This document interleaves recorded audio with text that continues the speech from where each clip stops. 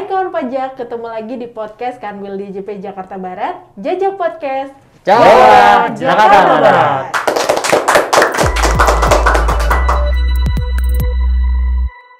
Episode kali ini adalah lanjutan dari episode sebelumnya dengan narasumber yang sama tentunya, yaitu tim fungsional penyuluh Kanwil DJP Jakarta Barat. Di sebelah kanan saya sudah ada Saya Dian Catmiko Adi. dan sebelah kiri saya sudah ada Saya Muhammad Maidin. dan saya sendiri di Forum Nintias akan menemani narasumber membahas tentang aspek pajak pertambahan nilai dari agen asuransi. Nah, menyambung dari episode sebelumnya nih Mas, ada peraturan baru yaitu PMK 67 yang menyatakan bahwa jasa yang dilakukan oleh agen asuransi ini terutang PPN. Nah, Mas Miko mungkin bisa dijelaskan kenapa jasa agen asuransi ini bisa dikenakan PPN atau terutang PPN? Baik, masih. Latar belakangnya itu ya, kalau kita lihat di Undang-Undang PPN, sebelum diubah dengan Undang-Undang HPP sekarang ini, dulu kita mengenal ada bukan objek PPN yang diatur di pasal 4A. Nah, di sana itu ada disebut juga bahwa termasuk yang bukan objek PPN adalah jasa asuransi. Nah, gitu ya. Tapi dengan diubahnya Undang-Undang PPN itu dengan Undang-Undang HPP ya, di tanggal 29 Oktober kemarin 2021. Nah, ternyata di pasal 4A tersebut sudah tidak lagi menyebutkan jasa asuransi di non objek PPN. Nah, kita lihat sekarang pindah kemana tuh jasa asuransi tersebut. Ternyata setelah kita lihat di Undang-Undang HPP, itu sekarang muncul di pasal 16B. Nah, kalau kan wajib mau ketahui ya, pasal 16B itu terkait dengan fasilitas PPN yang tidak dikenakan atau dibebaskan oleh PPN. Nah, di sana ada di bagian ayat 1A, huruf J, itu muncul tuh kata-kata jasa asuransi. Nah, tapi kita perlu pendalaman lebih lanjut nih di penjelasannya. Nah, kita baca di penjelasan pasal 16B ayat 1A huruf J tersebut, bahwa ternyata yang mendapatkan fasilitas tidak dikenakan atau dibebaskan PPN itu hanya terkait jasa pertanggungan asuransi. Apa yang dimaksud pertanggungan ini? Misalkan asuransi kesehatan, asuransi jiwa gitu ya, dan reasuransi. Nah, itu pertanggungannya. Tapi untuk jasa penunjang asuransi tersebut itu tidak merupakan bagian yang dapat fasilitas untuk dibebaskan atau tidak dikenakan PPN. Contohnya apa nih? Jasa penunjang, yaitu jasa yang dilakukan oleh agen asuransi, penilai kerugian asuransi, dan konsultan asuransi. Berarti klaim asuransi yang diterima oleh pemegang polis itu tidak dikenakan PPN atau dibebaskan PPN, hanya jasa penunjang kegiatan asuransi itu saja yang dikenakan PPN ya? Iya, betul. Hanya jasa penunjangnya saja. Baik, tata cara pemungutannya bagaimana Mas Mahidin? Ya, jadi begini kawan pajak ya, mungkin perlu kita pahami bersama bahwa mekanisme pemungutan PPN yang dilakukan oleh agen asuransi ini sedikit berbeda dengan mekanisme pemungutan PPN yang secara umum ya. Kalau di mekanisme pemungutan PPN secara umum, Mbak Diva, kita mengenal ada istilah pajak masukan dan pajak keluaran ya. Jadi pajak PPN yang terutang itu adalah yang disetorkan selisih antara pajak keluaran dengan mengkreditkan dengan pajak masukan, seperti itu ya. Akan tetapi untuk agen asuransi ini sendiri berbeda kawan pajak. Kita mengetahui bahwa tentunya agen asuransi ini kan terdiri dari perorangan-perorangan ya, orang perorangan ya, seperti itu, yang latar belakang pendidikannya juga berbeda-beda. Tentunya akan menjadi kesulitan tersendiri nantinya bagi para agen asuransi ini untuk menghitung pajaknya. Nanti misalnya contohnya pajak masukan mana saja yang boleh dikreditkan atau seperti yang lain-lainnya juga, dan tentunya nanti akan kesulitan juga bagi para agen asuransi ini untuk memungut PPN dari perusahaan asuransinya, seperti itu. Ternyata banyak ya kesulitan-kesulitan terkait dengan pemungutan PPN bagi agen asuransi ini. Ya, benar. Oleh karena itu, kawan pajak, itulah yang melatar belakangi kenapa pemerintah mengeluarkan PMK 67, PMK.03 tahun 2022 ini adalah untuk memudahkan administrasi pemungutan PPN pada agen asuransi, seperti itu. Sebetulnya bagaimana nih Mas ketentuan dari PMK 67 itu? PMK 67 itu, kan tadi kan sudah dijelaskan oleh Pak Mahidin ya, bahwa itu adalah untuk memudahkan sarana administrasi.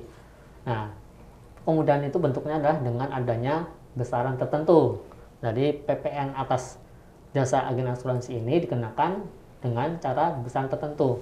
Berapakah besaran tertentunya? yaitu 10% dari tarif PPN. Kalau kita ketahui tarif PPN sekarang adalah 11% ya, sehingga kalau dikalikan dengan 10% tarif besaran tertentu tadi, akan kita dapati tarif efektif sebesar 1,1%. Tarif efektif ini dikalikan dengan jumlah penghasilan yang diterima oleh si agen asuransi. Jadi 1,1% dikalikan apapun besaran penghasilan yang dia dapat ya, entah itu penghasilan yang didapat dari atas kerjaannya dia sendiri ataupun yang dia dapat dari downline-nya, dari anggota timnya. Nah, kalau dia dapat bonus juga karena kinerja dari downline-nya, itu pun termasuk yang harus dikalikan tarif efektif tadi yang sebesar 1,1%. Ada catatan tapi ya, 1,1% ini dikenakan atas seluruh pembayaran ya, seluruh pembayaran secara bruto, maksudnya secara brutonya, sebelum dipotong oleh pajak penghasilan ataupun pungutan yang lainnya. Berarti memang dipermudah ya mekanisme pemungutan pengenaan PPN bagi agen asuransi ini, yaitu 1,1% ya dari komisi. Dari gitu. komisi yang dia dapat. Dengan demikian, apakah agen asuransi ini perlu menerbitkan faktur pajak dan dikukuhkan sebagai pengusaha kewenangan pajak? Jadi kawan pajak, untuk kemudahan administrasi diberikan kepada agen asuransi ini yang telah memiliki NPWP, walaupun omsetnya masih di bawah 4,8 miliar, itu akan tetap dianggap sebagai PKP. Dianggap ya kawan pajak bukan benar-benar menjadi PKP, dianggap sebagai PKP. Karena sudah dianggap menjadi PKP, tentunya agen asuransi ini nantinya harus menerbitkan faktur pajak. Nah, ternyata diberikan kemudahan lagi nih, diatur di PMK ini ya Mas ya, seperti itu. Bahwa kemudahan lainnya itu adalah bahwa semua bukti pembayaran atau bukti pembayaran komisi yang diberikan oleh perusahaan asuransi kepada agen asuransi ini yang dikeluarkan oleh sistem perusahaan asuransi tersebut, itu bisa disamakan atau disebut dengan dokumen yang dipersamakan dengan faktur pajak, seperti itu. Jadi tidak perlu repot lagi agen asuransinya untuk membuat faktur pajak, karena sistem si perusahaan asuransi ketika membayarkan komisi kepada agen asuransi tersebut telah dianggap sebagai dokumen yang dipersamakan dengan faktur pajak, seperti itu. Kemudian untuk pelaporannya sendiri bagaimana Mas Viko? Selama agen asuransi tersebut omsetnya baik itu berasal dari kegiatan dia sebagai agen asuransi maupun dia punya kegiatan lain di luar agen asuransi, selama omsetnya tidak melebihi batasan pengusaha kena pajak, maka dia dianggap sudah melaporkan SPT masa PPN. Jadi nggak perlu lapor SPT masa PPN ya? Iya, karena sudah dianggap melaporkan SPT masa PPN. Baik, kalau untuk penyetoran PPN agen asuransinya gimana Mas? Jadi untuk PPN yang terutang atas jasa agen asuransi ini dipotong langsung oleh perusahaan asuransi selaku pemberi kerja dari agen asuransi tersebut. Kapan dilakukannya? Yaitu pada saat pembayaran komisi atau imbalan. Oh begitu ya, jadi nggak terlalu ribet ya administrasi dari PPN untuk agen asuransi ini. Fakturnya tidak perlu diterbitkan karena sudah menggunakan dokumen yang dipersamakan dengan faktur pajak, kemudian lapornya juga sudah dianggap lapor. Nah, bagaimana jika agen asuransi ini memiliki penghasilan lain selain jasa agen asuransi? Bagaimana perlakuan PPN-nya, Mas? Agen asuransi itu kan tadi dianggap sebagai PKP, ya kan?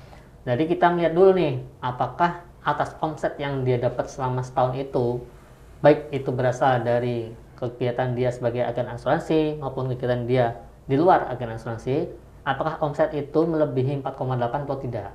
4,8 miliar ya. Kalau emang ternyata seluruh omsetnya itu tidak melebihi 4,8 miliar, maka otomatis atas jasa yang lainnya itu belum terutang PPN. Jika total omsetnya itu dari jasa agen asuransi, kemudian jasa lainnya atau penghasilan lainnya melebihi 4,8 miliar, perlakuan PPN-nya bagaimana, Mas? Ya, jadi begini kawan pajak. Apabila seorang agen asuransi, jadi selain dia melakukan penyerahan agen asuransi, ternyata dia juga melakukan penyerahan jasa lainnya atau barang kena pajak lainnya ya, dan omsetnya dalam setahun itu sudah melebihi 4,8. Tentunya ini akan berlaku ketentuan PPN yang secara umum. Jadi si agen asuransi tadi ini harus dan wajib mendaftarkan diri sebagai PKP dan melaporkan seluruh penyerahannya di SPT masa PPN formulir 1111 ya, seperti itu Mbak Dipa. Kemudian ada peraturan lainnya juga ini yang mengatur bahwa semua pajak masukan yang terkait dengan penyerahan agen asuransi itu tidak boleh dikreditkan. Itu jadi aturannya sama ya dengan aturan besaran tertentu lainnya. Pajak masukan yang terkait dengan penyerahan besaran tertentu itu tidak dapat dikreditkan, seperti itu.